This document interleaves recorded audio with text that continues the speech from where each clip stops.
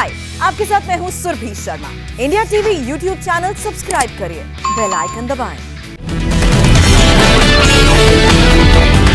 महाराष्ट्र में तीसरी बार लॉकडाउन बढ़ाया गया। 31 मई तक रहेगा लॉकडाउन। असम में दफ्तर सुबह 5 बजे से दोपहर 1 बजे तक खुलेंगे। दोपहर 2 बजे से सुबह 5 बजे तक कर्फ्यू रहेगा। गाड़ियां ऑड इवन रूल से चलेंगी।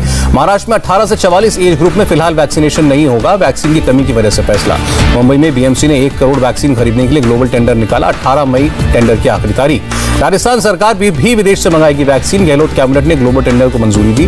12 विपक्षी पार्टियों ने लिखी प्रधानमंत्री को चिट्ठी। वैक्सीन के लिए 35,000 करोड़ रुपए आवंटन करने की अपील। सेंट्रल विस्टा प्रोजेक्ट रोका जाए।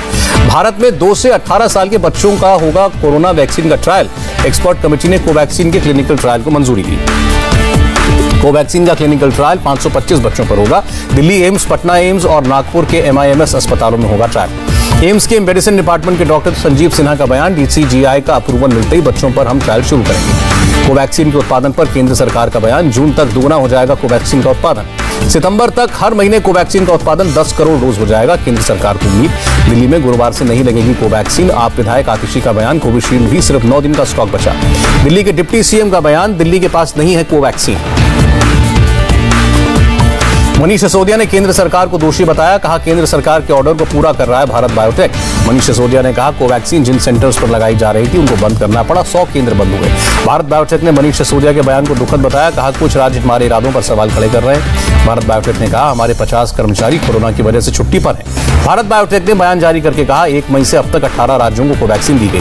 संबित पात्रा का बयान, कोवैक्सीन के प्रोडक्शन को लेकर 3-4 सरकारी कंपनियों से बात चल रही है। विदेशों को वैक्सीन भेजने पर बोले संबित पात्रा, 84% हिस्सा लायबिलिटी के रूप में भेजा गया। स्वास्थ्य मंत्री डॉक्टर हर्षवर्धन ने 8 राज्यों के हेल्थ मिनिस्टर्स के साथ ऑनलाइन बैठक की, वैक्सीनेशन ड्राइव की समीक्षा की। ममता बनर्जी ने फिर प्रधानमंत्री को चिट्ठी लिखी, विदेशी वैक्सीन कंपनियों से वैक्सीन आयात में तेजी लाने को कहा। महाराष्ट्र के मंत्री असलम शेख की मांग, वैक्सीन आयात के नियमों में छूट दी जाए तो 3-4 महीने में सबको वैक्सीनेशन हो जाएगा। देश में 11 मई को 24 लाख लोगों को वैक्सीन लगाई गई, स्वास्थ्य मंत्रालय ने जानकारी दी। दिल्ली के मोतीबाग में वैक्सीनेशन सेंटर खुला था, लेकिन वैक्सीन खत्म होने के बाद सन्नाटा। मुंबई के नायर अस्पताल ने फिर बदइंतजामी दिखी, कोरोना गाइडलाइंस का पालन नहीं। मुंबई के राजावाड़ी सेंटर में भी अफरा तफरी, वैक्सीनेशन के लोगों को बुलाया गया लेकिन वैक्सीन थी ही नहीं। नागपुर में कई सेंटर्स पर वैक्सीन नहीं होने की वजह से वैक्सीनेशन ड्राइव रोकी गई। टीम 9 के साथ मीटिंग में मुख्यमंत्री योगी आदित्यनाथ का निर्देश, निरक्षर, दिव्यांग, निराश्रित लोगों का भी टीकाकरण हो। योगी ने ब्लैक फंगस बीमारी पर डिटेल रिपोर्ट मांगी, बचाव और इलाज के लिए सभी तैयारियां करने को कहा। तमिलनाडु सरकार ने वैक्सीन खरीदने के लिए ग्लोबल टेंडर जारी किया। उड़ीसा सरकार का ऐलान, साधुओं, कैदियों, भिखारियों और बुजुर्गों के लिए वैक्सीन लगाने के लिए ID प्रूफ की जरूरत नहीं।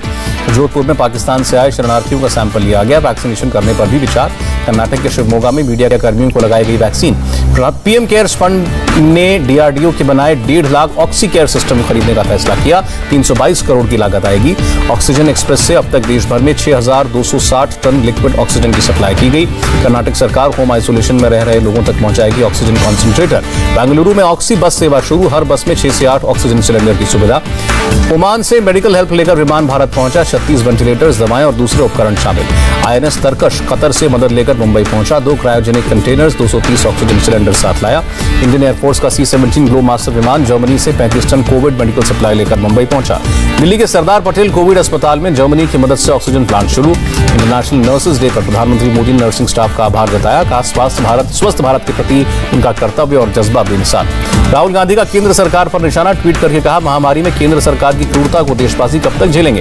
प्रियंका गांधी का केंद्र पर निशाना, अप्रैल में टीका उत्सव मनाया लेकिन वैक्सीन का इंतजाम नहीं किया। महाराष्ट्र कांग्रेस अध्यक्ष नाना पटोले ने JP नड्डा पर साधा निशाना, कहा कितने साल आप कांग्रेस को गाली देकर सत्ता में रहेंगे।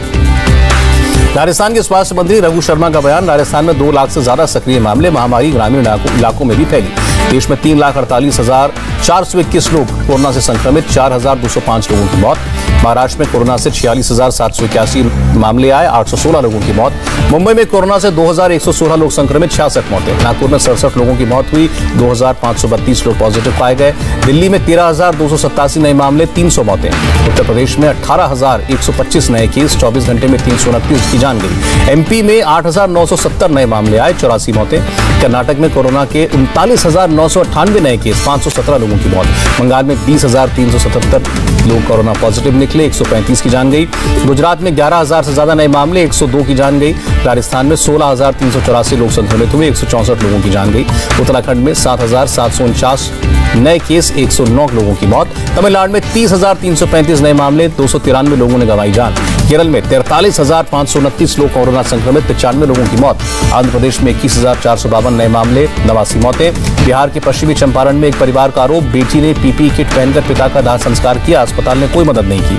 हैदराबाद के चार मीनार इलाके में दिखा सन्नाटा, तेलंगाना में 10 दिन का लॉकडाउन शुरू। मुंबई के कुर्ला मार्केट में ईद की खरीदारी के लिए भीड़ दिखी, गाइडलाइंस का उल्लंघन।